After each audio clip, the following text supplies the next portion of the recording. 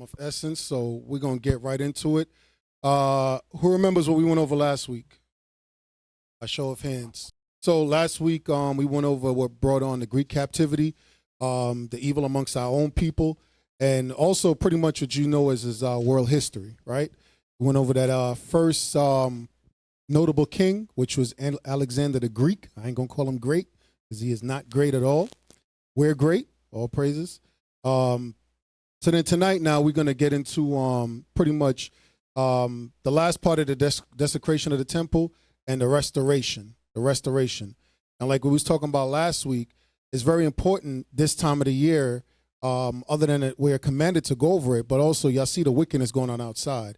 Esau is never going to make you forget his wicked holidays. So we got to make sure that we always going over these things on a regular. All right. Last question before we get into it. Who desecrated the temple? Who else? Who else was here last week that who knows? Even if you wasn't here last week, because y'all soldiers should know too. Who desecrated the temple? Yeah, Brother Judah. Who specifically? Who gave that order? Antiochus Epiphanes. Remember, he named himself Epiphanes, means God manifests. That's how he saw himself, as God manifests on the earth, right? Go to 1 Maccabees chapter 1. You're going to start at verse 39. The book of 1 Maccabees chapter 1, verse 39. Her sanctuary was laid waste like a wilderness. Her feasts were turned into mourning. Her Sabbaths into reproach. Her honor into contempt. Now remember, this happened because once he got over the temple, he made it where it was a stumbling block for us. He laid wait and tried to kill some of us, other than the fact that it set up the sacrifices. So that's why it says her feasts were turned into mourning. It was no longer a pleasant thing to want to go up to the temple to keep the Sabbath or our feast days. Go ahead. As had been her glory, so was her dishonor increased. And her excellence was turned into mourning. So now, when you're reading about the feasts being turned into mourning, the Sabbaths into reproach, those are no longer blessings of God. Those are now what? Curses. God's judgment for our disobedience, right? Go to Leviticus 26.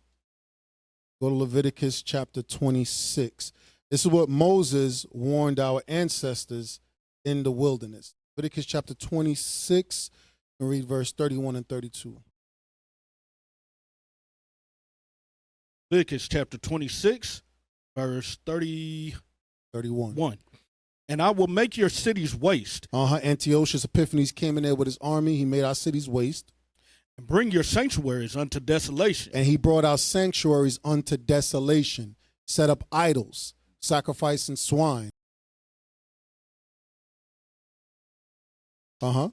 And I will bring the land into desolation, and your enemies which dwell therein shall be astonished at it. Right. They was amazed to see the great overthrow of our nation. You understand that? Because we had a reputation at that point. Remember, coming out of the wilderness and even the time of David and even into Solomon, everybody knows, for lack of better words, we stood on business. Yeah, I know y'all young folks, y'all got that term running around now. We stood on business. So we had our downfall. So now, verse 31, it says, I will not smell I will not smell your savior or of your sweet odors, right? Who knows what that was talking about? Dealing with the desolation. Brother Judah on fire tonight. Might as well just leave you with the mic. All praises. Sacrifices. And what else? Sacrifices and what else? You're correct. That's the offerings, the sacrifices, and the incense. All praises. See, he looked down the notes. Hey man, notes coming to play. Go to Exodus chapter 40. You'll start at verse 24. So when it says, I will not smell the savior of your sweet odors. Remember, they took away the altar. The incense altar got defiled, and they removed the our altar we sacrificed on and set up the abomination that make its desolation. Yeah, read that. Exodus chapter 40, verse 24. And he put the candlestick in the tent of the congregation. The candlestick, that was our menorah. over against the table on the side of the tabernacle southward. Uh-huh. And he lightened the lamps therefore, or he put a golden altar in the tent of the congregation before the veil. The golden altar, read. You're going to read the verse 27. And he burnt sweet incense. He burnt what? Sweet incense thereon, as the Lord commanded Moses. And he burnt sweet incense thereon as the Lord commanded Moses. He burnt that on the incense altar. Go to Exodus 29. Go to Exodus chapter 29. So when the Lord said he was going to take away that sweet Savior, this is what he was talking about. Exodus 29 and verse 15 to 18. Exodus 29, verse 15. Thou shalt also take one ram, and Aaron and his sons shall put their hands upon the head of the ram. And thou shalt slay the ram, and thou shalt take his blood and sprinkle it round about upon the altar. And thou shalt cut the ram in pieces, and wash the inwards of him and his legs, and put them unto his pieces, and unto his head. And thou shalt burn the whole ram upon the altar. It is a burnt offering unto the Lord. It is a sweet savor. It's a what? Sweet savor. An offering made by fire unto the Lord. An offering made by fire unto the Lord. But that was a sweet savior to the Lord. That's what the Lord required. But now there's no more sweet savior because now they got roast pork on the altar. That's what's going down. They got roast pork and what they call other thing, chitterlings. That's what Judah call it. That's Judah slave food right there. Judas. Hey, sidebar. It's funny how they were sacrificing swine's flesh, right? And now you see during the process of time, now we hold those things in high esteem. Benjamin ain't exempt neither because they got jerk pork and all this other foolishness. So we're not exempt neither, but all of that stuff was idolatrous food. It was an abomination. And that's what got set up on the altar. That's why the curse says it's no longer a sweet savior unto the Lord. From there, go back to 1 Maccabees chapter 1. We're going to jump down to verse 41. 1 Maccabees chapter 1, verse 41. Moreover, King Antiochus wrote to his whole kingdom that all should be one people. So now this will go into your policies, if you will, or decrees, right? And he said that all should be one people, just like America says, let's come together, be one nation under God. Read. Everyone should leave his laws. So all the heathen agreed according to the commandment of the king. Right. The heathen is easily going to agree because they don't have no God. The nation's gods are what? The nation's gods are what? Idols. Idols. They're nothing. They're a rock or a statue. They're made with men's hands. Read that part again. And everyone should leave his laws. So the heathen agreed according to the commandment of the king. Same thing they do today. That's modern. That's what you would call today democracy. That's all that is, right? So everyone would leave their laws. Read. Yea, also of the Israelites. Read it again. Many also of the Israelites consented to his religion. So many of our peoples, for lack of a better term, became coons. They willfully assimilated. So it says, yea, many also of the Israelites consented to his what? Religion. Consented to his religion. They didn't even put up a fight. They willingly assimilated. Go ahead. And sacrificed unto idols and profaned the Sabbath. This time period, what's another term for this time period? It's also called the Hellenistic period. The Hellenistic period. Hellenistic. You got that first one I sent you? Yeah, just pull it up. We ain't going to read the whole thing, but just want to read the top paragraph when it says Hellenist. Hellenization, also spelled Hellenization or Hellenism, is the adoption of Greek culture, religion, language, and identity by non-Greeks. By who? Non-Greeks. By non-Greeks. That's why it says, yea, many of the Israelites. So we took on their culture, just like in America today. You know how we know we took on our culture in America today? Because there's people is out there celebrating Christmas. They're about to celebrate New Year's.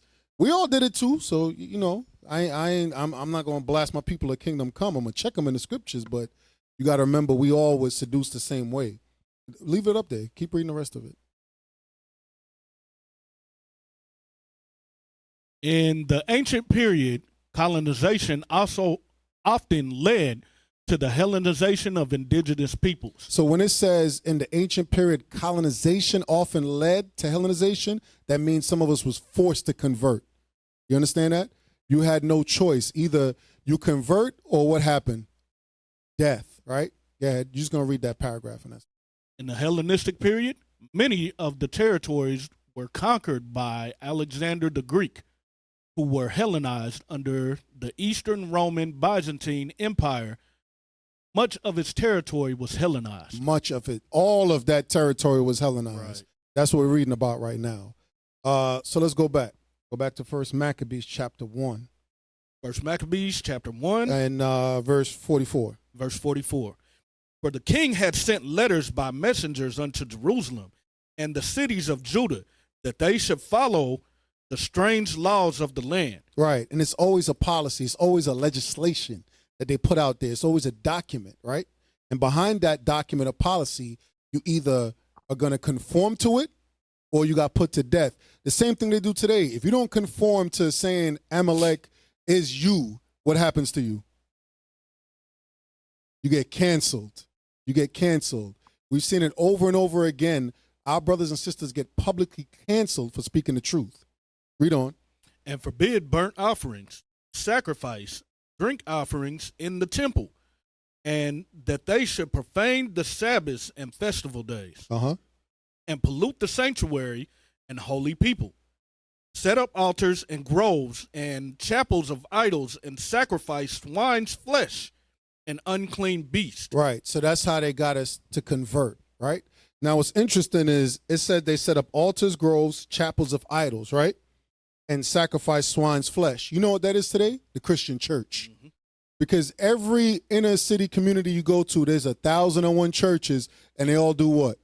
If the majority do Sunday worship, and even the 7-day Adventists, they still eat pork and unclean things. Everybody understand that? They still worship Caesar Bo. They still worship that doctrine. It's the same mentality as it was back then with the Greeks, the Caucasians, the same way it is today.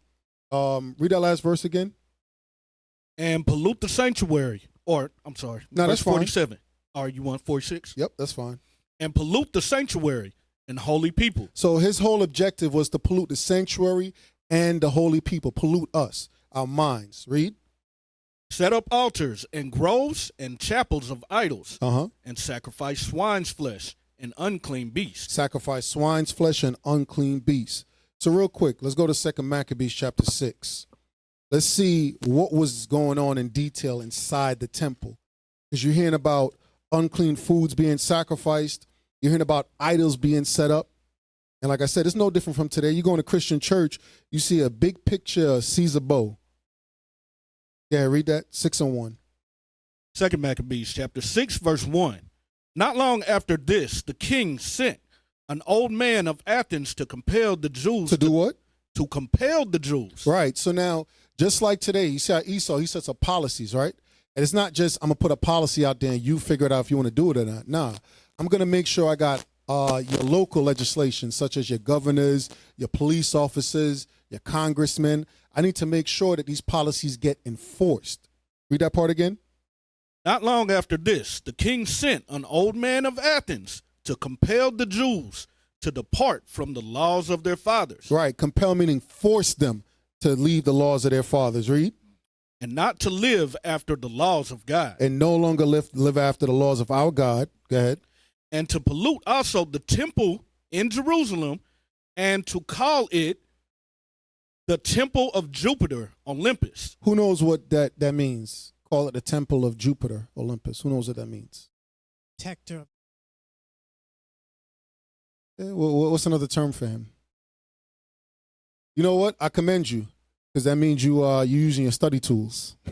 I know where you got it from. All praises. You're right. What's another term, a layman's term that the average person would know? Soldier Titus. And then, okay, spirit. Shalom. Or saying it like God of Mars. Yeah, that's fair enough. Pull it up. Make it even simpler. Y'all both right. Y'all both right. So read that. Jupiter, Zeus, the king of the gods in the Greek pantheon. So he was their King of Kings, Lord of Lords. So when it's yeah, y'all ever seen they got all these movies out there. Marvel got them all that foolishness, and it's always this white man. He got on a mini skirt. Right. Yeah, that's another one. It's always an Edomite in a mini skirt. It's always something profane. That's what that thing is. I don't want to hear about no kilt or none of that. It's a white man running around in a mini skirt showing off his thighs. Bottom line. And that's their King of Kings and their Lord of Lords. So read that part again where it says verse 2. Verse 2. And to pollute the temple in Jerusalem, and to call it the temple of Jupiter Olympus. So they renamed our temple. Notice when Esau takes over, he always puts his imprint on things. Just like he renames it after himself, right? So he says to call it the temple of Jupiter Olympus. So basically that was the temple of what? Temple of Zeus. Mm-hmm. Temple of Zeus. I didn't take the one in the Zondervan. The one in the Zondervan is good to look up too because it'll give you scriptural references. Because when you get to the book of Acts, these are some of the guys they was mistaken Paul for example. So you can see where that idolatrous worship started to come into play. All right? Yeah, read on. And there in garrison of Jupiter, the defender of strangers, as they did desire that dwelt in the palace. That dwelt in the place. Go ahead. The coming in of this mischief was sore and grievous to the people. It was sore grievous to us because we understood that thing was evil. We was not supposed to do that. And for those of us that didn't want to do it, we got put to death. You understand that? We got persecuted. That's why it says the coming in of this mischief was grievous unto us. It wasn't like today where people just talking about marry this and marry that and it's kumbaya. Nah, we was pissed off behind this thing. Go ahead. Verse 4, for the temple was filled with riot and reveling. It was filled with what? Riot and reveling. So it was filled with riot and reveling. Read. By the Gentiles. By the Gentiles. Like I said, just like a Christian church is filled with riot and reveling. I seen a video, I didn't even want to play. I seen a video today. Pastor got 3 sisters bent over the table, and he's smacking their behind. I don't know what kind of demon he was trying to get out of them, but yeah, that riot and reveling. Go ahead. Who dallied with harlots. They dallied with what? Harlots. They had harlots in our temple. Just like right now, you got harlots that show up in the Christian church. They go out on a Saturday night and bust it wide open, and then Sunday morning they send in the prayers. Go ahead. And had to do with women within the circuit of the holy places. And besides that, brought in things that were not lawful. Right, so they brought in the swine. They brought in unclean food. So they had fornication going on in the temple. They had drunkenness going on in the temple. They had partying, clubbing. Any of y'all ever been to a club before? I know y'all been to a club before. Brothers don't want to raise their hand. Like, nah, I don't want to. Right, that's what's going on in the temple, straight up. And the reason why I attack the Christian church, because it's no different. If you ever went to, I think it's Pentecost? That's what we doing, the offbeat music. It's like they never on beat. They doing that foolishness, and they jumping around and is hooting and hollering us Baptists. One of them. Same foolishness going on. There's no laws of God being enforced. Read verse 4 again. Verse 4. For the temple was filled with riot and reveling. And reveling. So you got fornication. Go ahead. By the Gentiles who dallied with harlots. And had to do with women within the circuit of the holy places. And besides that, brought in things that were not lawful. The altar also was filled with profane things, which the law forbid. That's the swine. Let's go back to 1 Maccabees chapter 1. So these are some of the things that was going on within the temple. Just a small synopsis. And like I said, you can still relate to to today because it's the same foolishness goes on in the temple. Same thing, what's supposed to be the temple for them anyway. Same foolishness going on. Let's jump down 1 Maccabees chapter 1 and let's read verse 54. Because now we're finding out what happened to our sanctuary, our safe haven. Antiochus Epiphanes, he sent his military might into our land. We got conquered. The land got overtaken. Now we're slaves in our own land. Our sanctuary, where we're supposed to get forgiveness of sins, is now being defiled. So his whole goal was to cut us off from our God. Brothers understand that? That's always the goal of these nations, particularly Esau. The other nations will take you captive and take you out the land, but it's like, you know what? Yeah, you want to serve your God, whatever. They don't care about that. But when it comes to Esau, he's not dumb. He understands if I make them sin, matter of fact, get that real quick. Get Judith. Judith chapter 5. It's always been their spirit. It's always been their mentality. Judith chapter 5, verse 20. It's always been Esau's mentality when he took over rulership. Judah chapter 5, verse 20. Uh-huh. Now therefore, my Lord and Governor, if there be any error in this people, So if there's sin in the people, go ahead. and they sin against their God, And they sin against their God, meaning they break his commandments. let us consider that this shall be their ruin. This shall be their what? Ruin. Go ahead. Let us go up, and we shall overcome them. You see that? The nations understood. If we go against our God, he's not going to fight for us. So we can overtake them. Read. But if there be no iniquity in their nation, But if they repent, go ahead. let my Lord now pass by, Right. Leave them alone. Read.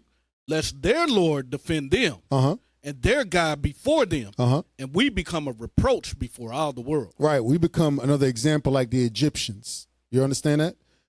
So let's go back. So now we're reading that Antiochus Epiphanes, he was cutting us off from our God in a nutshell, right? Now we can't sacrifice for sins. So a lot of us, you got to understand the spirit, got a guilty conscience. You understand? We can't even circumcise our children. They was getting put to death. Again, like we touched on last week, this is why when you get to the New Testament, even the Pharisees, you see they were so hell-bent on circumcising the nation because they understood what the Greeks did to us. First Maccabees chapter 1, and let's start at verse 54. First Maccabees chapter 1, verse 54.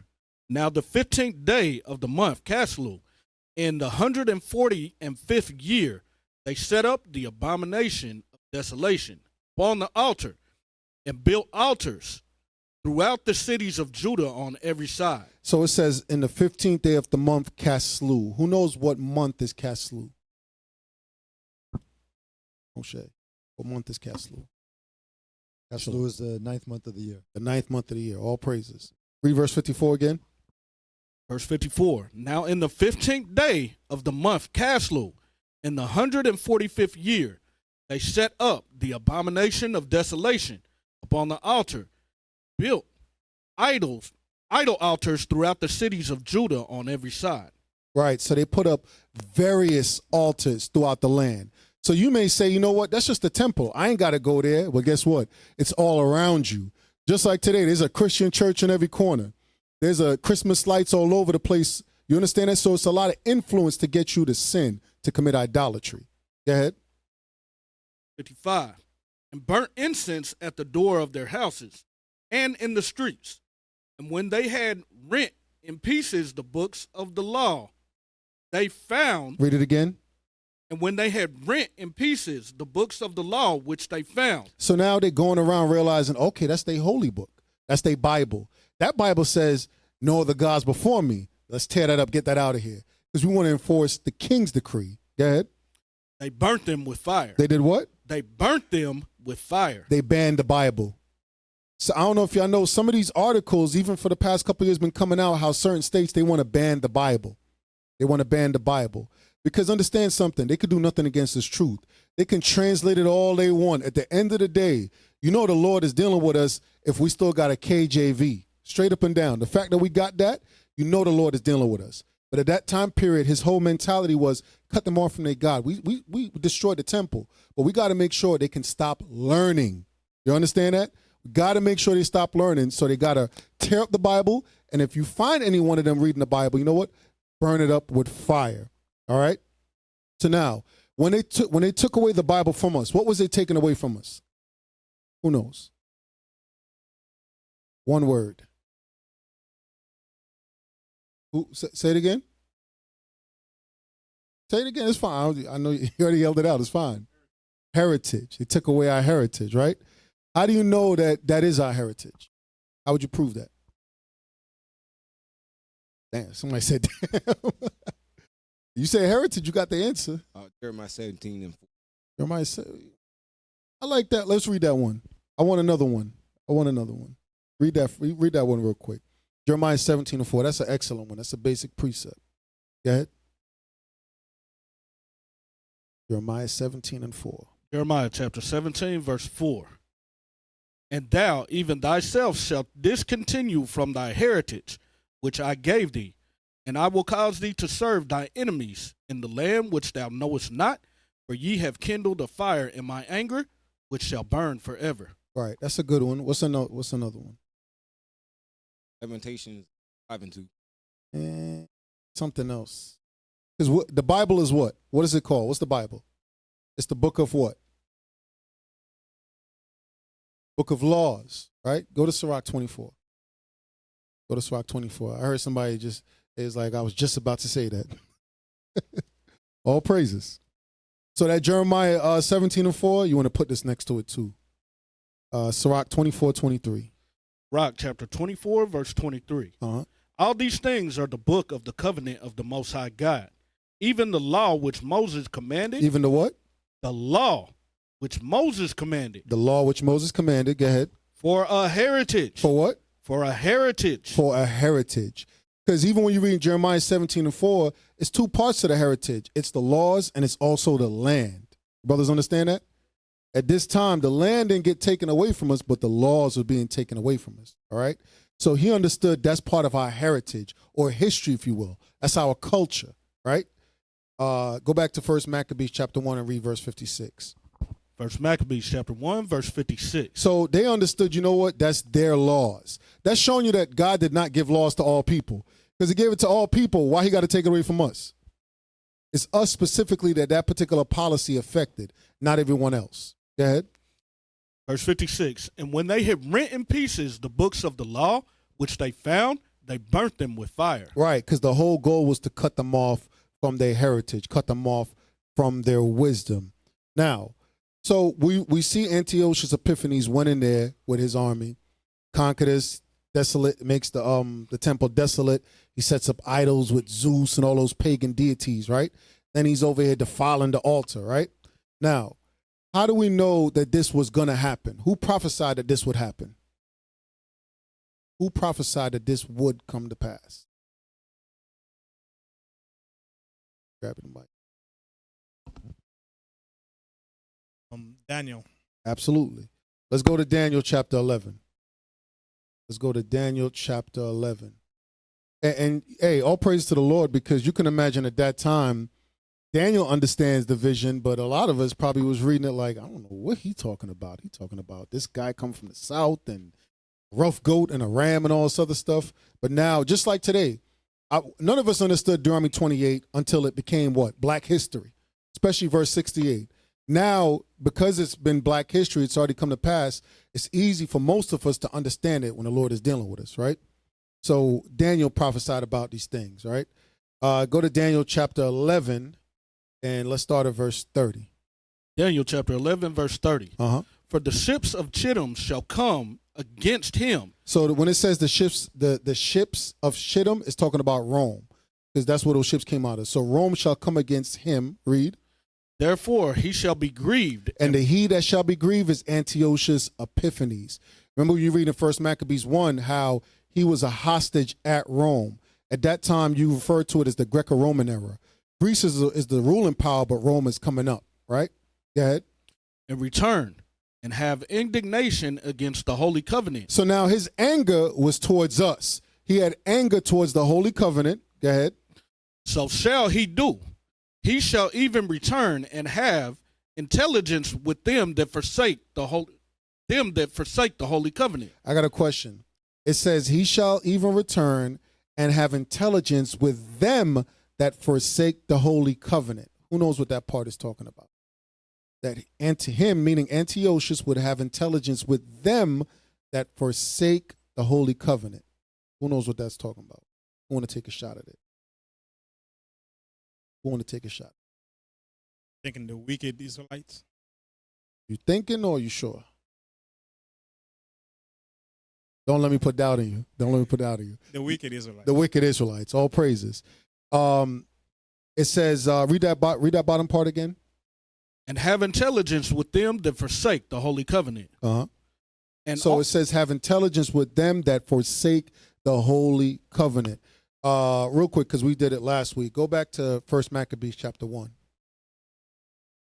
So to have intelligence with them, this is how you prove that them is talking about us, wicked Israelites. Go ahead. First Maccabees 1 and 11. First Maccabees chapter 1, verse 11.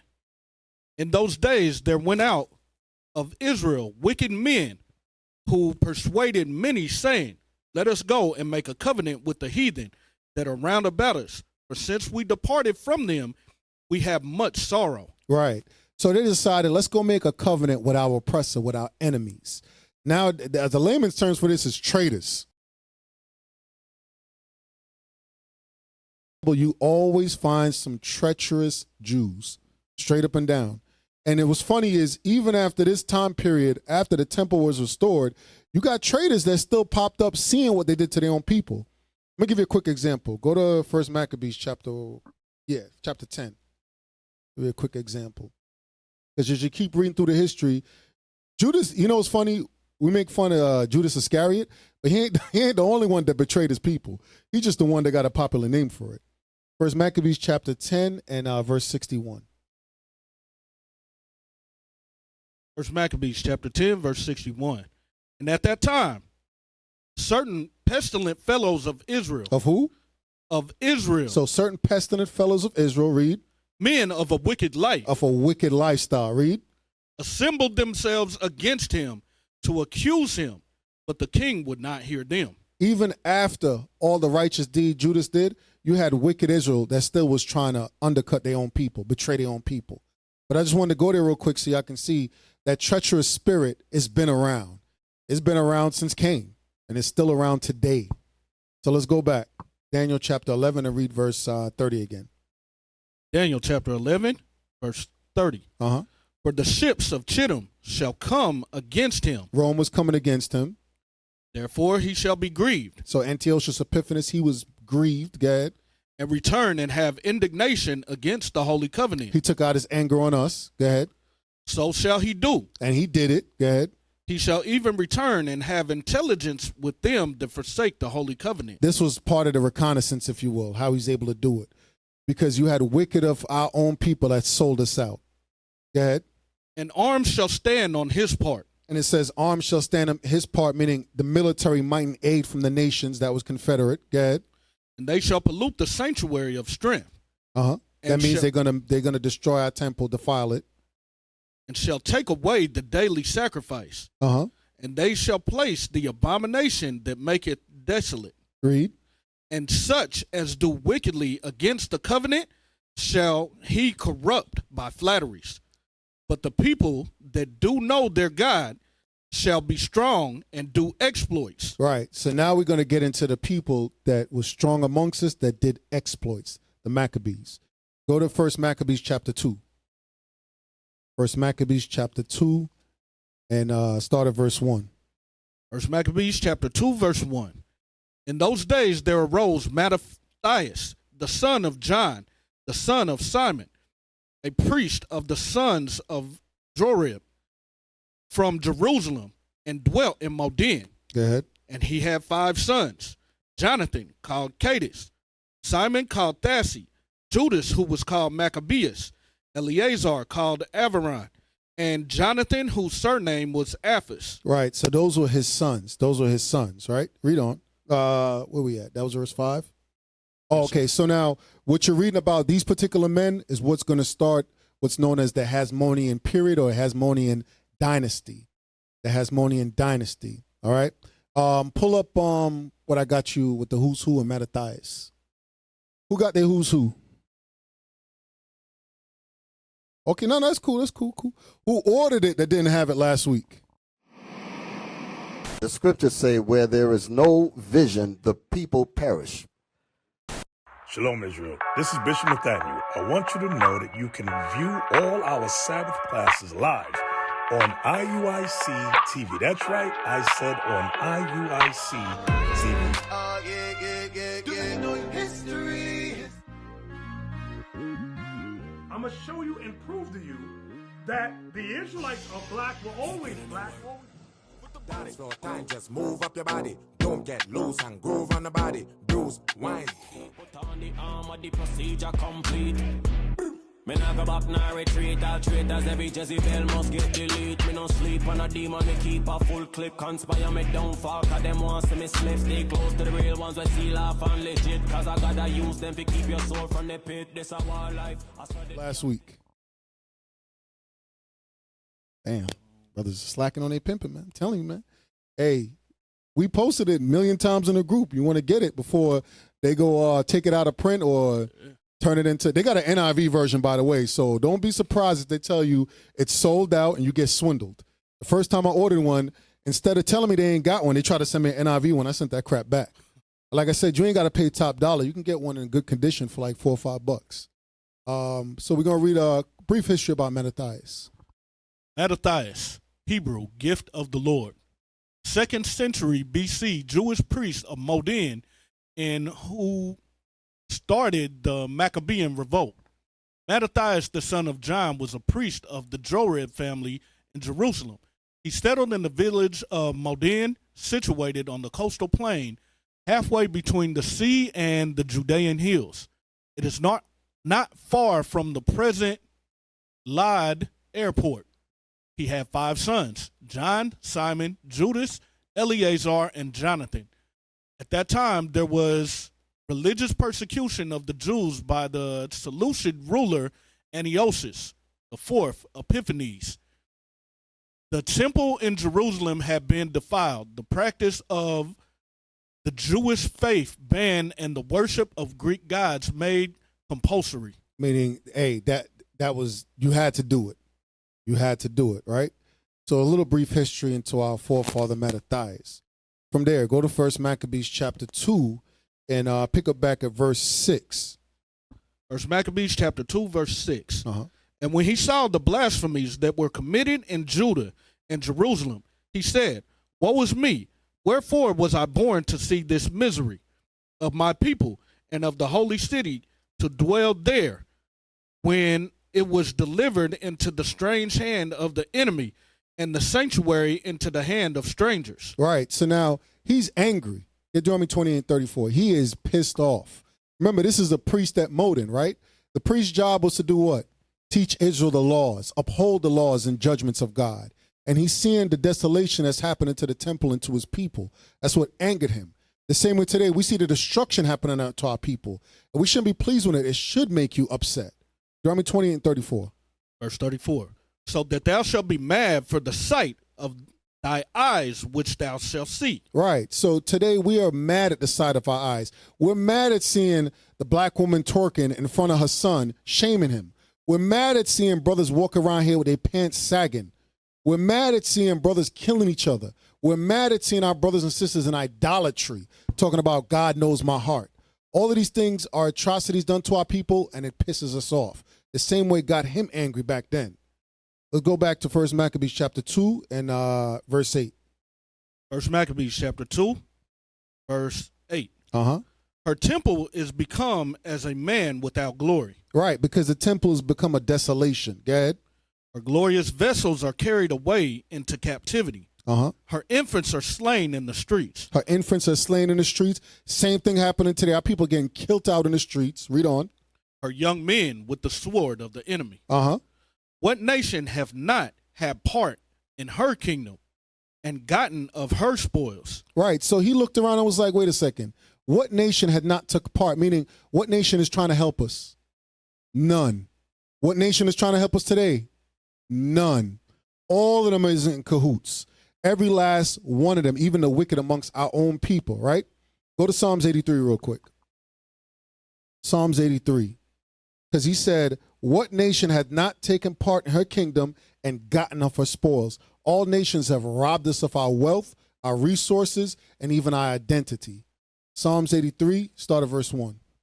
Psalms 83, verse 1. Uh-huh. Keep not thou silence, O God.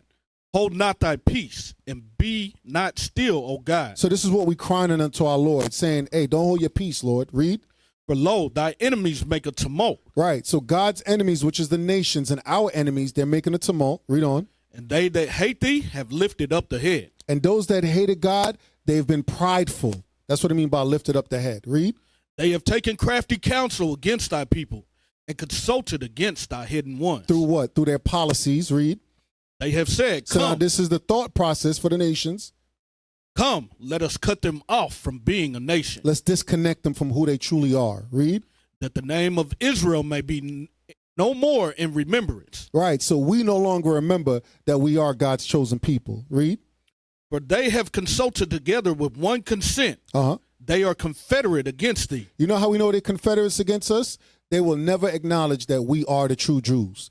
They would uphold every wicked deed Israel is doing. Well, the Israelis is doing over there, Amalek is doing. But they will never acknowledge that we are the true Jews and they're not. Read. The tabernacles of Edom So we already know Edom is the number one on God's hit list. Read.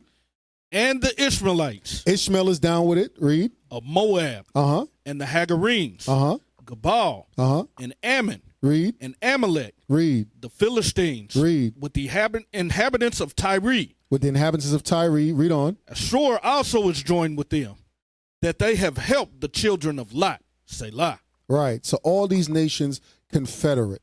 Go back to 1 Maccabees chapter 2, read verse 10 again.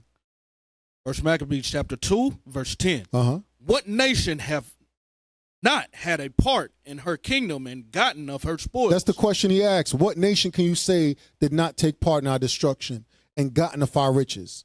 None. So that's to show you all nations are confederate and against us. I'm going to show y'all something real quick. Go to 1 Maccabees chapter 5. Because Bishop been bringing out this history, and I found this real interesting because we know about like the sub-Saharan slave trade, right? But check this out, showing you that these nations always been confederate even before that. 1 Maccabees chapter 5, read verse 38 and 39. 1 Maccabees chapter 5, verse 30. 38 and 39. 38.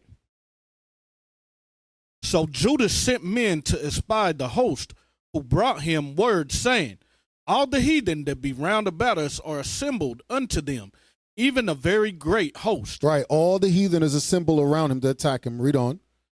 He hath also hired the Arabians. The who? The Arabians. Oh, wait. I thought Islam was the black man's religion. The Bishop been bringing out that history. Even from the Greek captivity time. Read 39 again.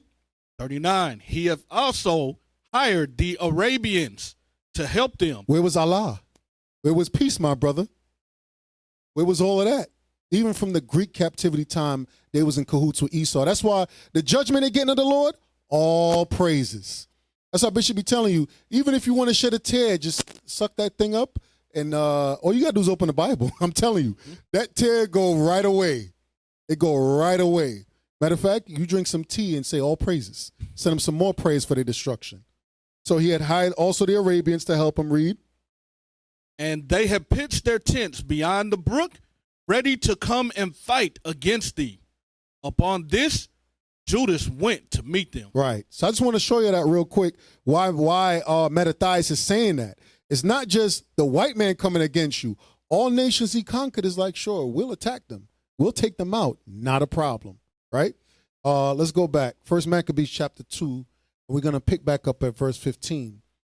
Because when we read in the Who's Who, it explained to us how one of the tactics they use to try to get our people to assimilate. Because you have some people in high regard, just like today.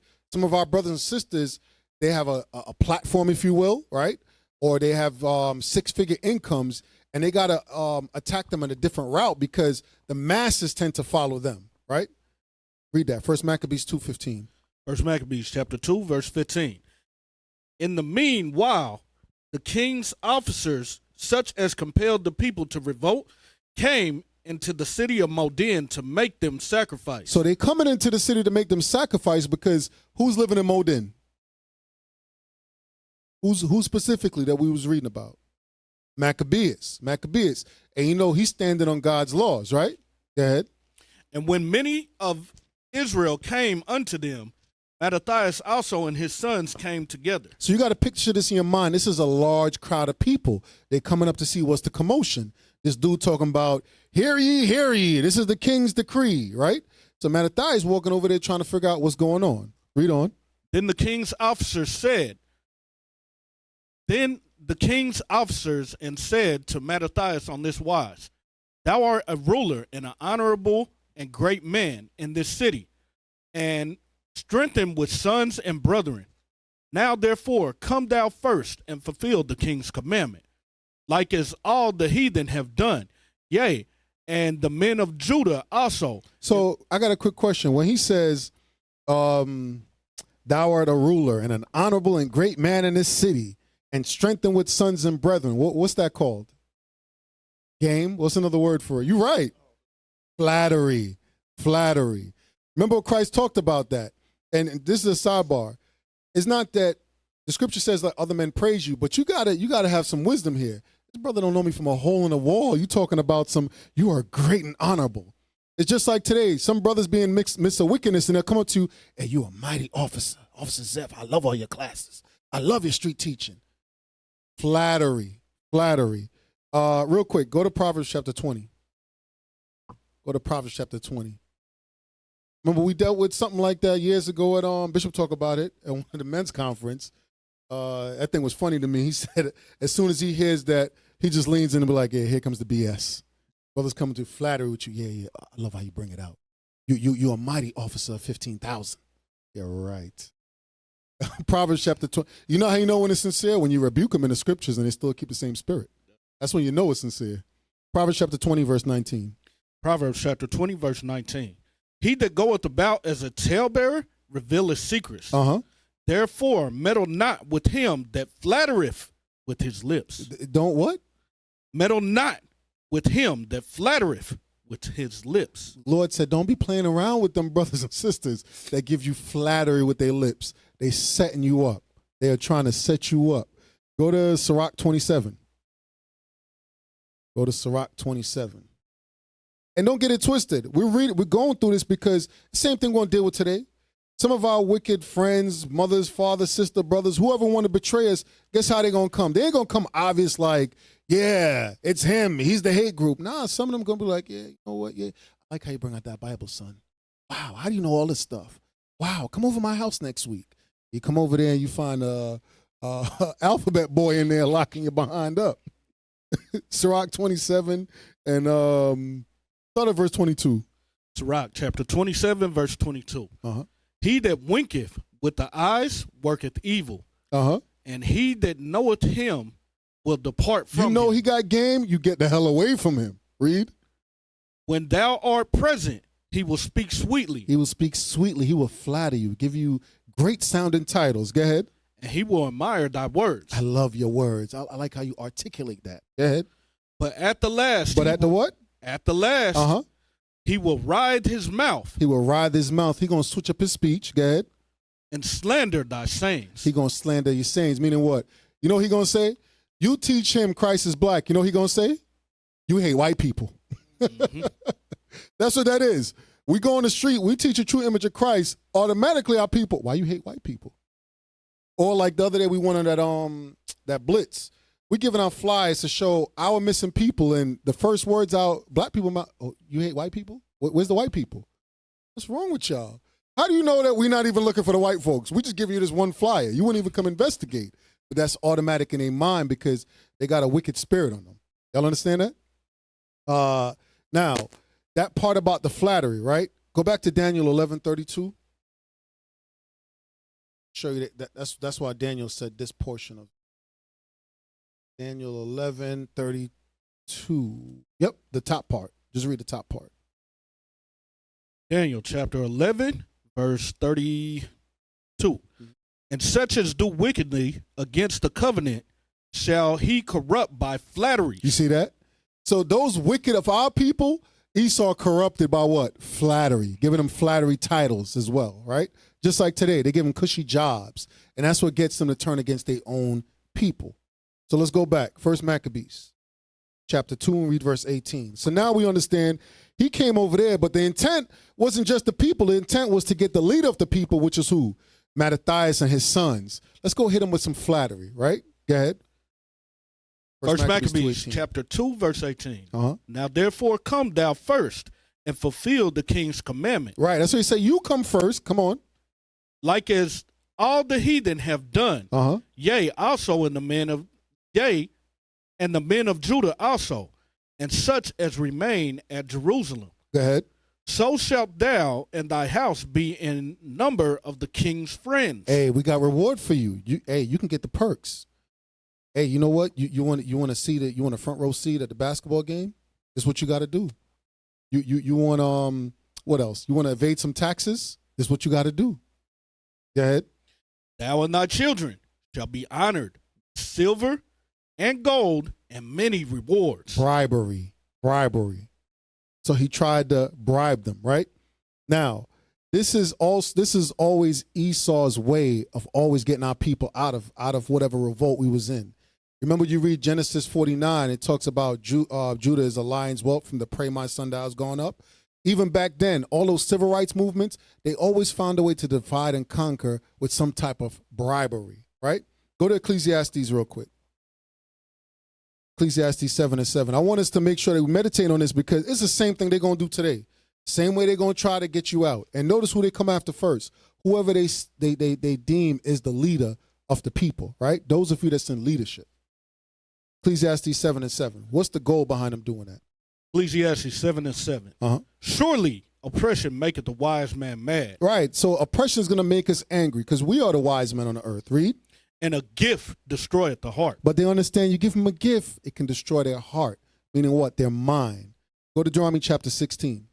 Because the whole point of our righteous minds is to execute God's judgment. So they want to pervert that judgment. Deuteronomy 16 and 19. Deuteronomy chapter 16, verse 19. Thou shalt not wrest judgment. So it says rest, meaning pervert judgment. We're not supposed to pervert judgment. If it says thou shalt not, that's what we're supposed to do and make sure we enforce the consequences. Read. Thou shalt not respect persons, neither take a gift. Neither what? Neither take a gift. Read. For a gift doth blind the eyes of the wise. Right. It perverts your judgment. You looking at this person with affinity, not realizing the wicked they're doing. Read. And pervert the words of the righteous. Verse 20.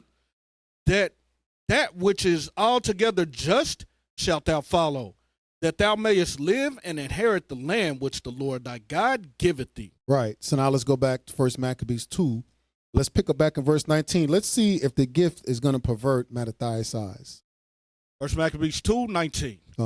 Then Mattathias answered and spoke with a loud voice, though all the nations that are under the king's dominion obey him. I like that. You see how it says? He talked like a man with a loud voice. Don't let nobody tell you about, why you so loud, brother? I'm a man. That's how we speak. That's right. Read. And fall away, every one from the religion of their fathers, and give consent to his commandments. Yet will I and my sons and my brethren walk in the covenant of our fathers. Right. The covenant is what? That law of animal sacrifice. Keep God's laws with God's sacrifice at that time, right? Go ahead. God forbid that we should forsake the laws and the ordinances. Our way of sacrificing to our God. Read. We will not hearken to the king's words. We're not listening to that policy, that law. Read. To go from our religion, either on the right hand or the left. Right. And when it says religion, it's talking about our rules, our way of life, the rules that we got from God. That's the religion he was talking about. So it's showing you what he was pushing on them was another religion. Everybody understand that? It was another religion he was forcing them to convert to. Yeah, read on. Verse 23. Now when he had left speaking these words, there came one of the Jews in the sight of all to sacrifice on the altar which was at Modin, according to the king's commandment. Now, you know, they always got to be a crash test dummy. It got to be one. It always got to be one. Go ahead. Which thing when Mattathias saw, he was inflamed with zeal. He was inflamed. He was angry righteously. Go ahead. And his reins trembled. Neither could he forbear to show his anger according to judgment. So now it says, neither could he forbear to show his anger according to judgment. So was he angry for the wrong reasons? No, he was angry for the right reasons, right? Scripture says, be angry and sin not, right? So now, when it says to show his anger according to judgment, read on. Wherefore he ran and slew him upon the altar. Was that righteous? All praises. Good. I'm glad there was no hesitation on that one. Now, at that time, that was righteous. Nowadays, we just don't deal with you. Everybody understand that? All right. Real quick, go to the law, Deuteronomy 13. At that time, just make sure, disclaimer, at that time. Lord willing. Yes, sir. Absolutely. At that time. Deuteronomy 13 and start of verse 6. Deuteronomy 13, verse 6. If thy brother, thy son of thy mother, or thy son, or thy daughter, or thy wife of thy bosom, or thy friend, which is as thy own soul, Someone you love dearly, close to you. Go ahead. entice thee, saying, let us go and serve Entice other thee gods. secretly, saying, Entice thee secretly, saying, let us go and serve other gods, which thou hast not known, thou nor thy fathers, namely of the gods of the people which are round about you, nigh unto thee, or far off from thee, read. from the one end of the earth even unto the other end of the earth. Come on. Thou shalt not consent unto him, We don't consent unto you. Read. nor hearken unto him, We ain't going to listen to you. neither shall thy eye pity him. There should be no pity. So when Mattathias did this, best believe Judas and I'm looking around like, I know you ain't trying to cry. Hey, you trying to cry? Yo, Jonathan, I'm telling you, got to put yourself there. Everybody looking around like, because you know how black people are. You could tell by the countenance, like, wait a second, they don't agree with this. So that means you're on the side of evil. So we got to get rid of you too. Go ahead. Neither shalt thou spare, neither shalt thou conceal him, Neither should you hide it. That's your Leviticus 5:1. Read. but thou shalt surely kill him. Thy hand shall be first upon him to put him to death, and afterwards the hand of all the people. And afterwards the hand of all the people. Go back to 1 Maccabees 2 and read verse 24 again. 1 Maccabees chapter 2, verse 24. Which thing when Mattathias saw, he was inflamed with zeal, and his reins trembled. Neither could he forbear to show his anger according to judgment. Right, this is a priest. He knows the judgment. He looking around like everybody's standing around like just watching this one dude go up there. You got to be kidding me right now. Read. Wherefore he ran and slew him upon the altar. He applied the commandments with that brother. Go ahead. Also the king's commissioner, who compelled men to sacrifice, he killed at that time, and the altar he pulled down. And the altar he pulled down. Read to verse, matter of fact, go to Deuteronomy chapter 12. Now, who understands why he pulled down the altar? Who understands why? There you go. So nobody else. Deuteronomy chapter 12, verse 1. Deuteronomy chapter 12, verse 1. These are the statutes and judgments which ye shall observe to do in the land which the Lord thy God of thy fathers giveth thee to possess it. All the days that thou live upon the earth, you shall utterly destroy all the places wherein the nations which ye shall possess served their gods. Upon the high mountains, Go ahead. upon the hills, Go ahead. and under every green tree. Read. And you shall overthrow their altars. And you shall what? Overthrow their altars. Come on. And break their pillars. And burn their groves with fire. And you shall hew down the graven images of their gods. Come on. And destroy the names of them out of that place. And out of that place, verse 4. Ye shall not do so unto the Lord your God. Right. We don't do that unto our God, but we destroy all the nations' God. So our people don't get an inkling to say, well, how do they serve their God, and be too curious. Everybody understand that? But again, that was at that time in our land. Now we use the Bible and bring everything in subjection unto Christ. I want to make sure I understand that. I don't want to hear no Jews talking about, officer told me to go vandalize property. You will be locked up, and I will hang up the phone. From there, go back to 1 Maccabees chapter 2. But this is the power you have when you have your government. That's, in a nutshell, that's what we had. We had our own government. You could do that. And you put, and here's the thing. You don't hear about nobody saying, why are you guys doing that? It was, no, hey, that's what's supposed to be done. Anybody got something to say against that? Hey, you got to go too. Read verse 27. Verse 27. Mattathias cried throughout the city with a loud voice, saying, whosoever is zealous of the law and maintaineth the covenant, let him follow me. So he and his sons fled into the mountains and left all that ever they had in the city. That's what's coming back again for us. When it's time to go, it's time to go. Sisters, y'all understand that?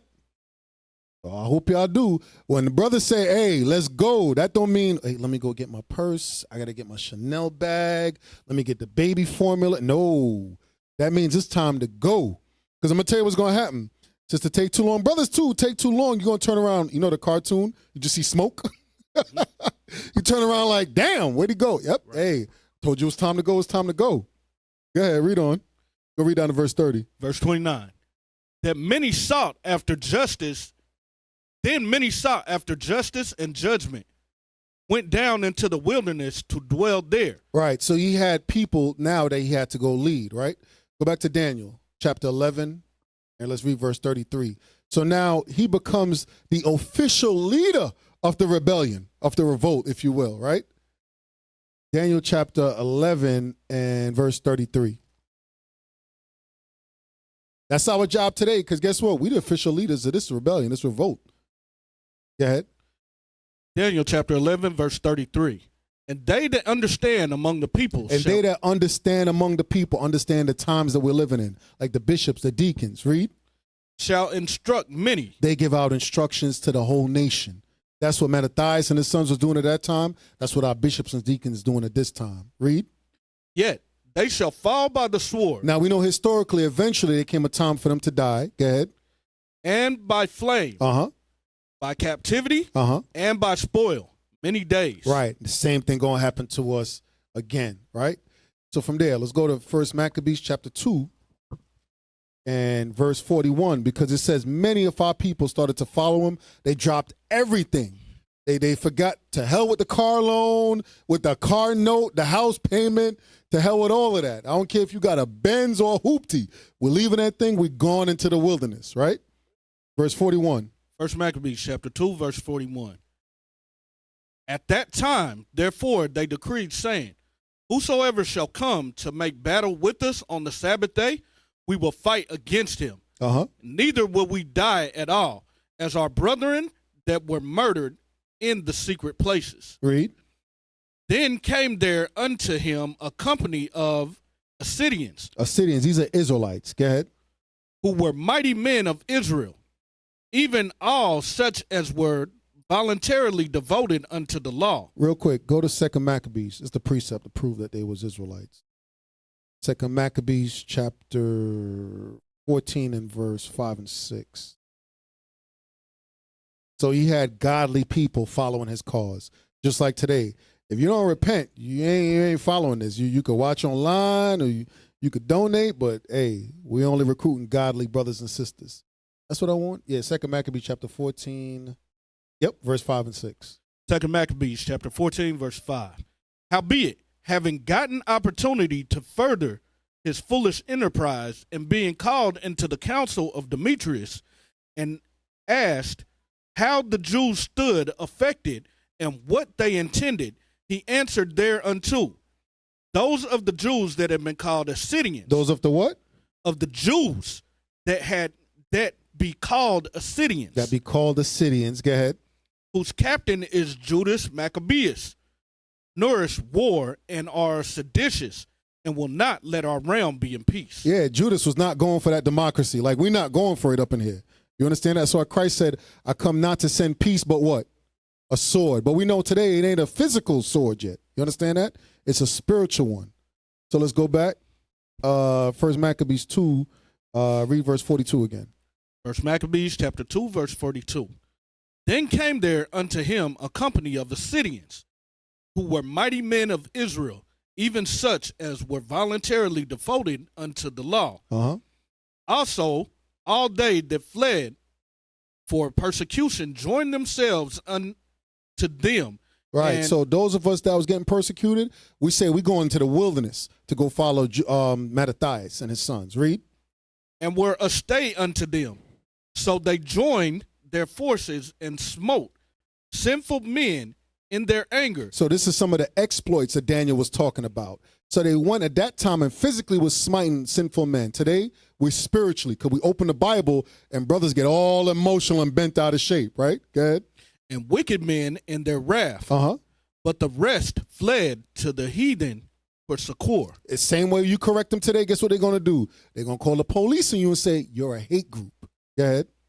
Then Mattathias and his friends went round about and pulled down the altars. And what children soever they found within the coast of Israel uncircumcised, those they circumcised valiantly. Read. They pursued also after the proud men, and the work prospered in their hand. And it says the work prospered in their hand. Real quick, go to 1 Maccabees chapter 5. Why was this particular work able to prosper in their hand? 1 Maccabees chapter 5, verse 62. Maccabees chapter 5, verse 62. Mm-hmm. Moreover, these men came not of the seed of those by whose hand deliverance was given unto Israel. Right. Deliverance was given unto Mattathias and his son by the Lord. Deliverance of Israel. Just like when you read the time of Judges, it said he was sent a savior. Deacon Malachi was going over his class the other day. I think it was Avengers. Certain men are chosen to do certain tasks. Everybody understand that? These men were chosen to be the saviors of Israel at that time through physical warfare, spiritual and physical. Just like the bishop, you can see the Lord is dealing with him because that thing is spiritual warfare 24/7 from Shout Out Tuesday all the way back to Sabbath class. All right. So now you have the righteous of our people being led into the wilderness, and and Mattathias is rule over them.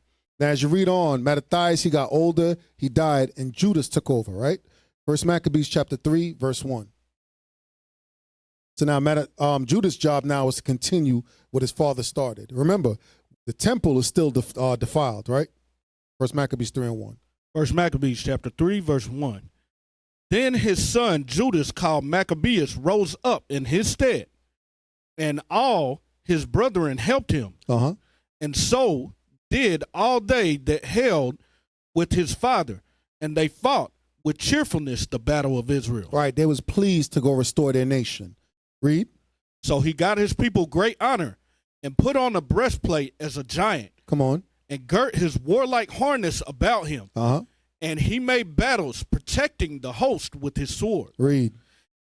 In his acts, he was like a lion. So in his acts, his righteous deed, he was like a lion. Read. And like a lion's whelp, warring for his prey. Right. He was thirsty to get back at these people to justify his nation. Read. For he pursued the wicked and sought them out and burnt up those that vexed his people. Read on. Wherefore the wicked shrunk for fear of him. Their hearts melted. Remember you read in Deuteronomy 28, the blessings, right? Their hearts would melt. Their hearts would melt. So you got to understand, basically nowadays you would say his name was ringing bells. Anybody here, oh, Judas and him is over there. Oh, you know what? I got to get the hell up out of here. Wasn't trying to mess with him. He was a bad man. Read verse 6 again. Verse 6. Wherefore the wicked shrunk for fear of him. All the workers of iniquity were troubled, because salvation prospered in his hand. Right, because he was chosen of the Lord for that task, right? So salvation was prospering in his hand. Now, although he's doing all these righteous deeds, he's still meeting opposition while he's trying to restore his people. Let's go to 1 Maccabees chapter 4, and let's start at verse 5. 1 Maccabees chapter 4, verse 5. Now, this is one of the oppositions that came up against him, right? That Antiochus sent. Go ahead. In the mean season came Gorgias by night into the camp of Judas. So when it says mean season, it's talking about winter. It's giving you the time, the season, right? It's talking about winter. Go ahead. When he found no man there, he sought them in the mountains, for he said, these fellows flee from us. But as soon as it was day, Judas showed himself in the plain with 3,000 men, whom nevertheless had neither armor nor swords to their minds. They ain't got no military prowess. Just like today, we ain't picking up no guns and arms and stuff like that. You understand that? It was of the Lord that he was able to fight. Or I like the scene in 300 where he said to him, he was like, oh, you only brought 300 men? And he was like, what's your occupation? And all that dude that outnumbered him, they was farmers and all this other stuff. The difference is some of us was farmers or whatever, but we was about that life. You understand that? Go ahead. And they saw the camp of the heathen, that it was strong and well harnessed and compassed round about with horsemen. And these were expert of war. Then Judas Then said Judas to the men that were with him, Fear ye not their multitude, neither be ye afraid of their assault. He exhorted them because you understand how this look. I see how this look. I know you thinking in your mind like, damn, they got all these weapons. This is crazy right now. But guess what? Don't put no fear in your mind. Read on. Remember how our fathers what? Remember how our fathers were delivered in the Red Sea. You see what he's using to be encouraging them? Remember your heritage, your history. It's not the first time they look like the chips was down. Read. When Pharaoh pursued them with the army. Go ahead. Now therefore, let us cry unto heaven. Let's what? Let us cry unto heaven. So was he about physical brute first? No, he was about what? Prayer, leaning on the Lord. Now therefore, let us what? Cry unto heaven. Uh-huh. If peradventure the Lord will have mercy upon us, and remember the covenant of our fathers, and destroy this host before our face this day. And destroy this host before our face this day. Real quick, go to 1 Maccabees, go back, 1 Maccabees 2:49. Where did he get that mentality from? 1 Maccabees chapter 2, verse 49 to 51. 1 Maccabees chapter 2, verse 49. Now when the time drew near that Mattathias should die, he said unto his sons, Now have pride and rebuke gotten strength, and the time of destruction and the wrath of indignation. Come on. Now therefore, my sons, be ye zealous for the law. Be what? Zealous for the law. Be zealous for the law. Read. And give your lives for the covenant of your fathers. And give your lives for the covenant of your fathers. Go ahead. Call to remembrance what acts our fathers did in their time, so ye shall receive great honor and an everlasting name. You know what's funny? That's Romans 15:4 all over again. Let's go back. Let's go back. 1 Maccabees chapter 4. Read verse 10 again. Start at verse 10 again. 1 Maccabees chapter 4, verse 10. Now therefore, let us cry unto heaven, if peradventure the Lord will have mercy upon us, and remember the covenant of our fathers, and destroy this host before our face this day. That so all the heathen may know that there is one who delivereth and saveth Israel. Right, so the nations will know there's only one God, and it's the God of the Israelites. Read. Then the strangers lifted up their eyes and saw them coming over against them. Wherefore they went out of the camp to battle, but they that were with Judas sounded their trumpets. They sounded their trumpets. Who knows what law is that? Who knows what law that is? Sounded the trumpets. Because we just prayed unto the Lord. Judas has stirred us up. Kind of like when we getting ready, we're doing the marches with Captain Shem. Y'all been in the marches with Captain Shem. That's what put you in the mind. That's what I'll be thinking about. When I be out there, I'm like, damn, see, this is how it went down. I don't care who you was. You in here and get you started up? Man, listen. You ready to do it today. Who got it? Who got it? Nobody? Brother said, I know it. No, y'all know it. We read it all the time.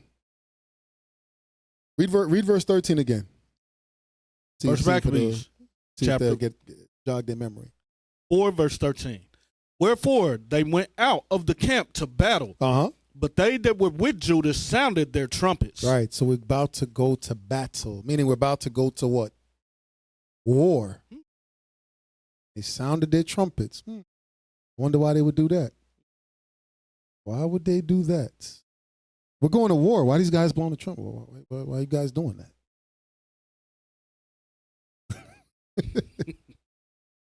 Ooh. Hey, we read it every new moon. We read it every new moon. Go to Numbers chapter 10. Numbers chapter 10, verse 9. And if you go to war in your land against the enemy. Right, they're going to war in Modin against their enemies. Read. Against the enemy that oppresseth you. Right, who was oppressing them? Antiochus Epiphanes, specifically Gorgias right now. Go ahead. Then shall you blow an alarm with the trumpets, and ye shall be remembered before the Lord your God, and ye shall be saved. And ye shall be what? Saved from your enemies. That's another salvation precept. And ye shall be saved before your enemies. Ye shall be saved before your enemies. Let's go back. First Maccabees chapter 4. First Maccabees chapter 4, Verse 13 again. 13. So you see so far we keep going back and forth. Judas, all of these things was taught to him from his father as a priest. These were God's laws he was executing. This is why the Lord was on his side. Go ahead.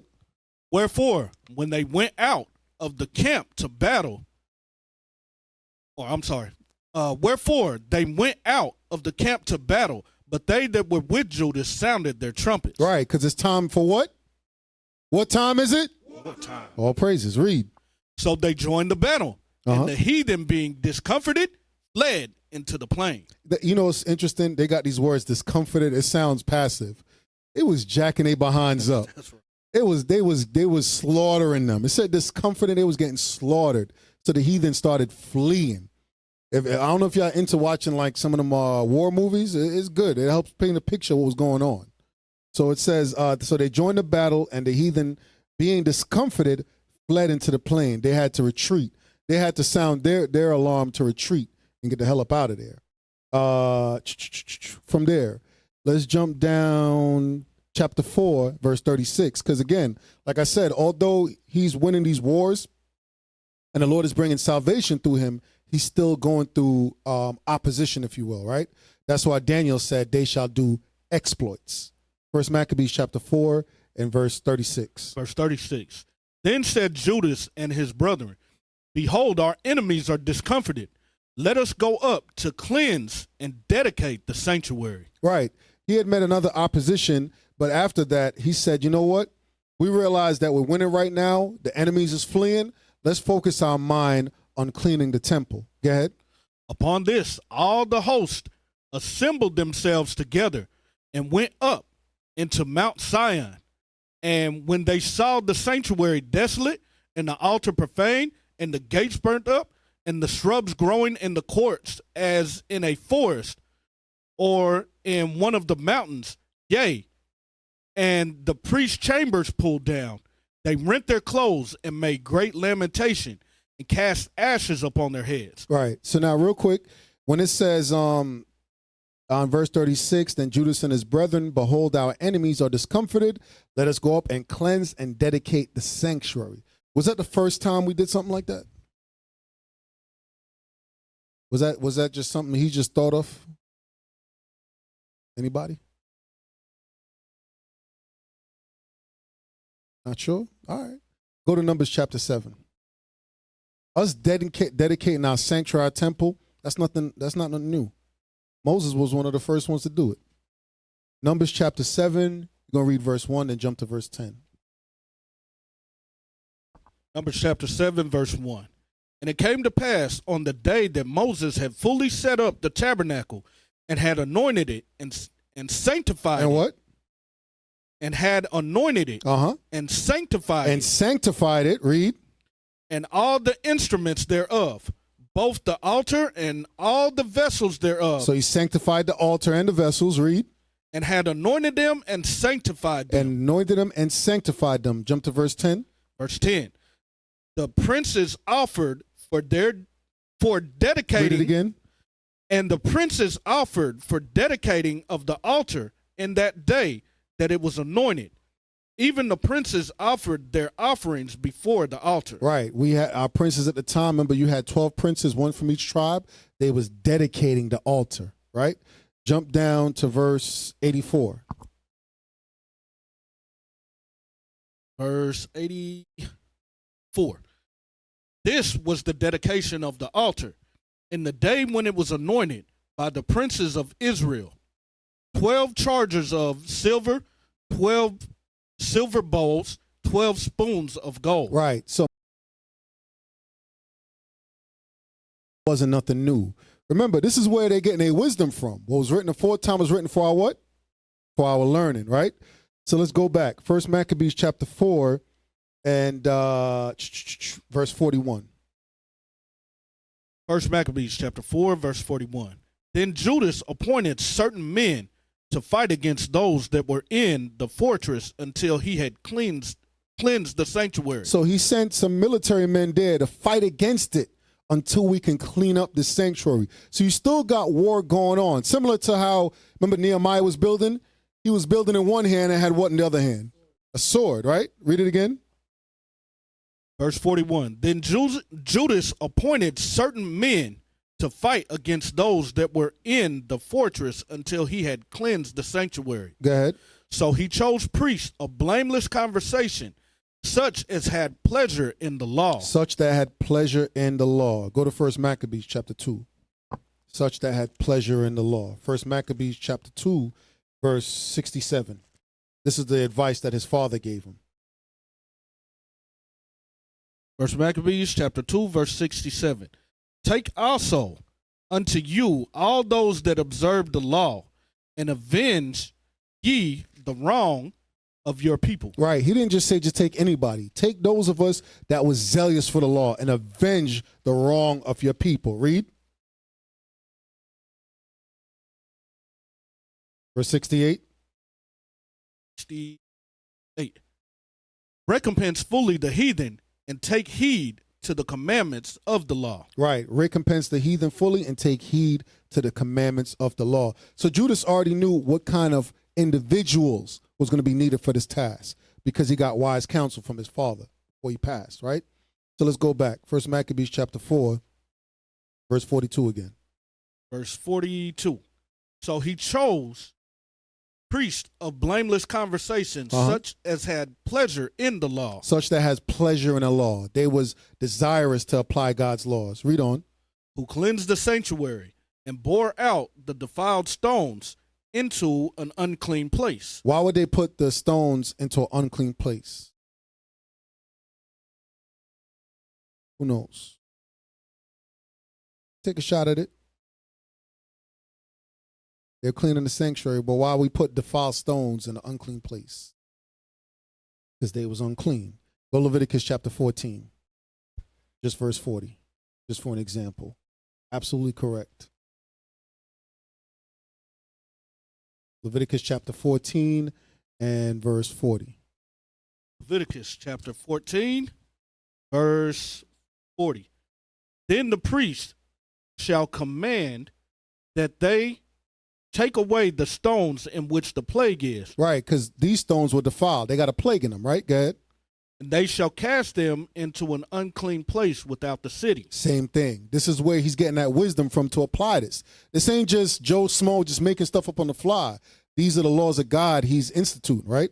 So let's go back. 1 Maccabees chapter 4, verse 43 again. 43. Who cleansed the sanctuary and bore out the defiled stones into an unclean place.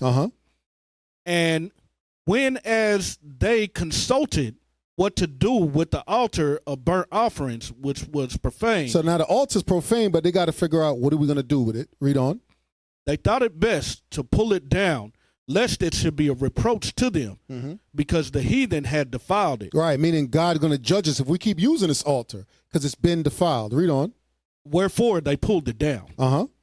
And laid up stones in the mountain of the temple in a convenient place until there should come a prophet to show what should be done with them. Right, because here's the thing. It's still hallowed, still an hallowed item. You understand? So let's put this down until a prophet should come to give us instructions of what we should do to this, right? Go ahead.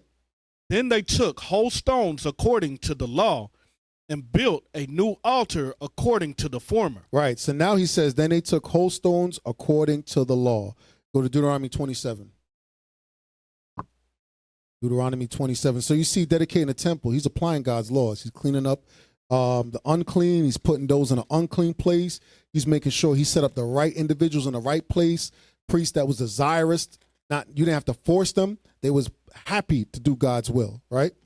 Deuteronomy 27, verse 5 and 6. Deuteronomy chapter 27, verse 5. And there shalt thou build an altar unto the Lord thy God, an altar of stones. Thou shalt not lift up any iron tool upon them.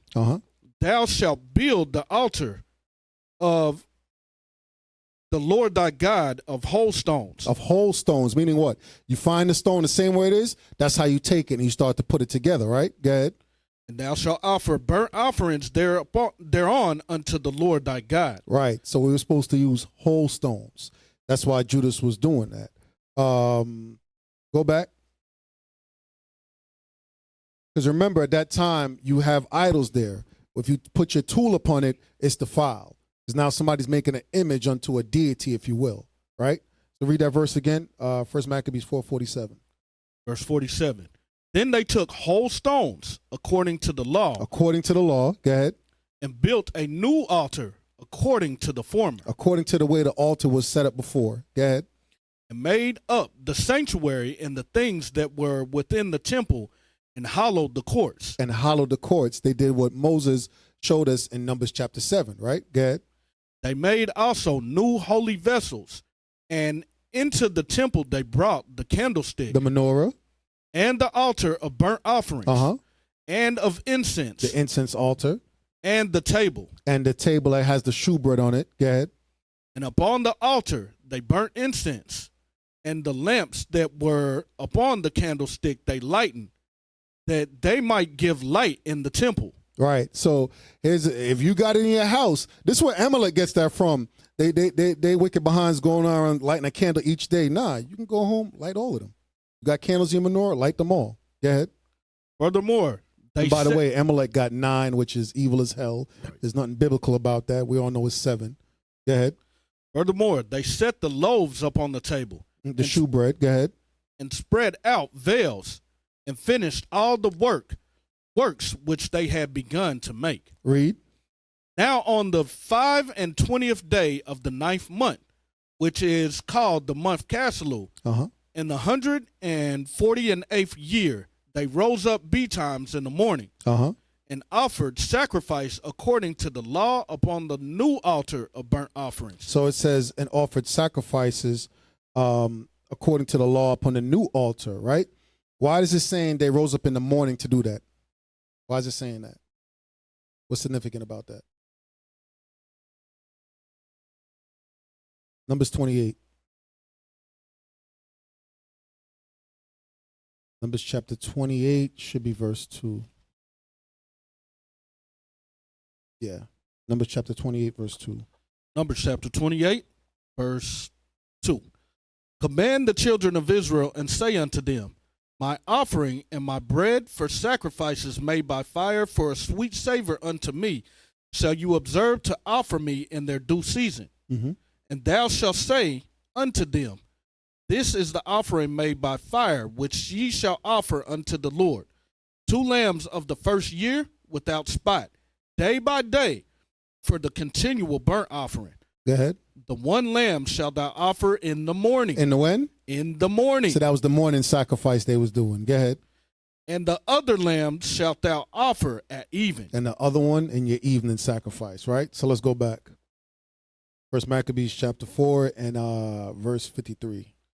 Verse 53. And offered sacrifice according to the law upon the new altar of burnt offerings, which they have made. So they was doing the morning sacrifice. Go ahead. Look at what time and what day the heathen had profaned it. So he's saying, look at the day and time that they profaned it. Because you read in chapter 1, it's the same day, read. Even in that, was it dedicated with songs and citherns and harps and cymbals. Right. This is why we always have music playing, right? Righteous music, not no gospel music, not no wickedness, right? Go ahead. Then all the people fell upon their faces and worshiped, praising the God of heaven who had given them good success. And so they kept the dedication of the altar 8 days and offered burnt offerings with gladness and sacrificed the sacrifice of deliverance and praise. Deliverance and praise, right? Real quick, go to Ezra chapter 6. To show you historically, we always, we turned up. We turned up righteously when these kind of things happen. That needs to be our mindset. Not turning up for wickedness, not turning up for no birthdays or no Christmas, but turning up for the Lord's sanctuary being dedicated. Ezra 6 and verse 16. Ezra chapter 6, verse 16. And the children of Israel, the priests and the Levites, and the rest of the children of the captivity. Of the captivity, because we in captivity today, read. Kept the dedication of this house of God with joy. With what? With joy. With joy. With joy. Nehemiah chapter 12. Nehemiah chapter 12. Kept the dedication with joy. with joy. They wasn't in the corner being antisocial. So make sure dedication come up. Y'all not in the corner talking about, yeah, I'm just studying over here. I'm going over precepts. Right. You will get rebuked. That's Nehemiah chapter 12, verse 27. Nehemiah chapter 12, verse 27. Uh-huh. And at the dedication, read, of the wall of Jerusalem, uh-huh, they sought the Levites out of their places to bring them to Jerusalem to keep the dedication with gladness. With gladness, read. Both with thanksgivings, uh-huh, and with singing. With singing. So, you know, Feast of Dedication, we need to have, what's your group called again? Legacy. Right, there you go. Go ahead. And with singing, with cymbals and psalteries, and with harps. And we're going to have IOW performing. All right? That's right. Let's go back. First Maccabees, chapter 5 and verse 57 now. So now we understand we're keeping it with joyfulness and gladness of heart, right?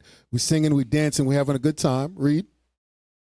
They decked also the forefront of the temple with crowns of gold. Right, because that's who? What team is going to take care of that? The core. Right. Shout out to the decoration team. Read. And with shields. Uh-huh. And the gates and the chambers they renewed and hanged doors upon them. And notice it's not no wicked Christmas stuff. It ain't no sissy lights about the place. It ain't no balloons and all kind of stuff. You got to make sure y'all brothers tell your wives this, because sisters got a good eye for decorating, but you know it needs to have swords and shields. That's right. Swords and shields. Right. Not pink balloons. Nope. Yeah, looking like a baby shower. Go ahead. Verse 58. Thus was there very great gladness among the people, uh-huh, for that the reproach of the heathen was put away. Read. Moreover, Judas and his brethren, with the whole congregation of Israel, ordained that the days of the dedication of the altar should be kept in their season. What season was it? Winter, 9th month, right? Go ahead. From year to year, uh-huh, by the space of 8 days, uh-huh, from the 5 and 20th day of the month of Caslu, uh-huh, with mirth and with gladness. With mirth and with gladness. 2 Maccabees chapter 10. 2 Maccabees chapter 10 and verse 5. 2 Maccabees chapter 10 and verse 5. Uh-huh. Now upon the same day that the strangers profaned the temple, on the very same day it was cleansed again, even the 5 and 20th day of the same month, which is Caslu. Uh-huh. And they kept 8 days with gladness, as in the Feast of Tabernacles. Read. Remembering that not long afore they had held the Feast of Tabernacles, when as they wandered in the mountains and dens like beasts. Right, because prior to that, at that time, we was literally in the wilderness keeping tabernacles. It wasn't let's go get a park to rent it stuff. No, that's where you lived.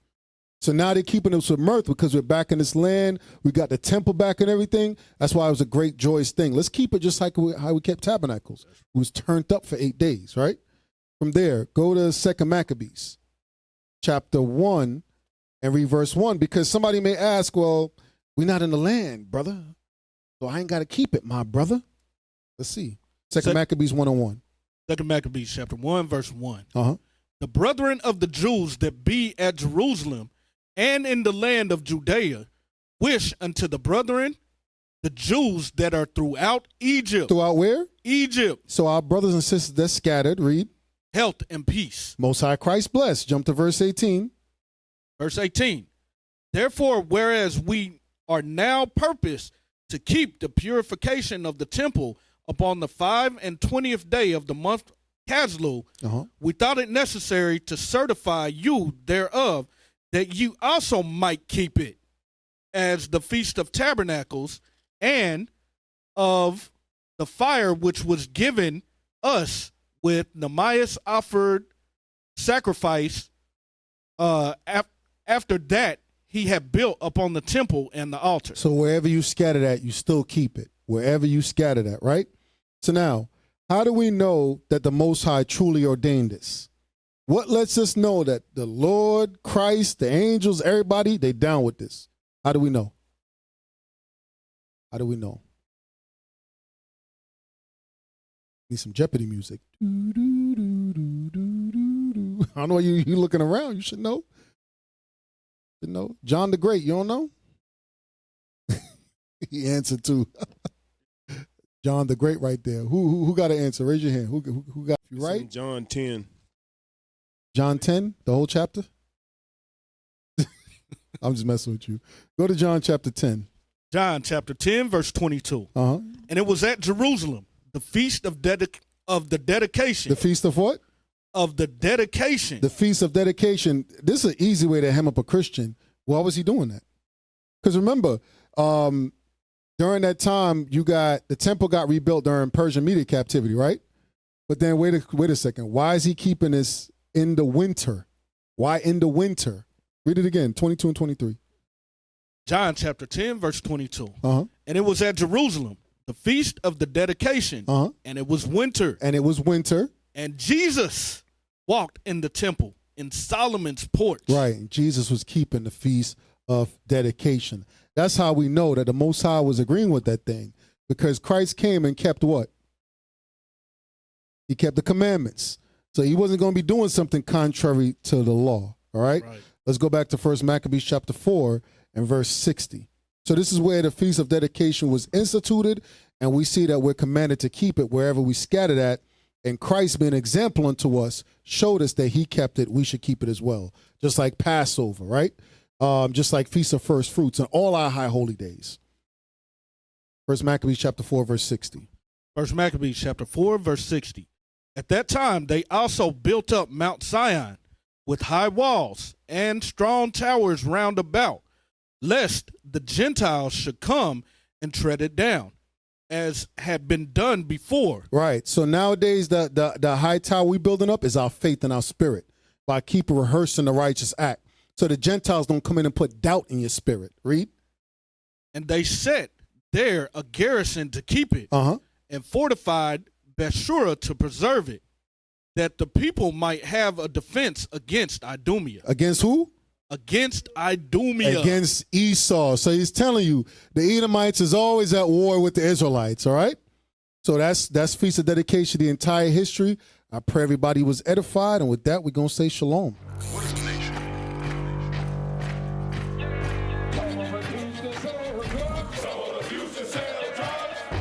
Nation is men leading by example.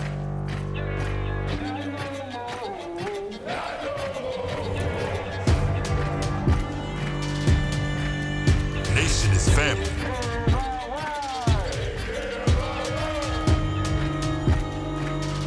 Nation is community. Nation is children with role models.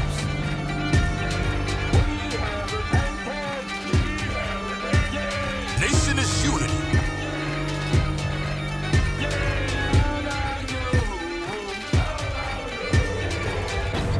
Nation is you. And finally, my brethren, be strong in the Lord. His word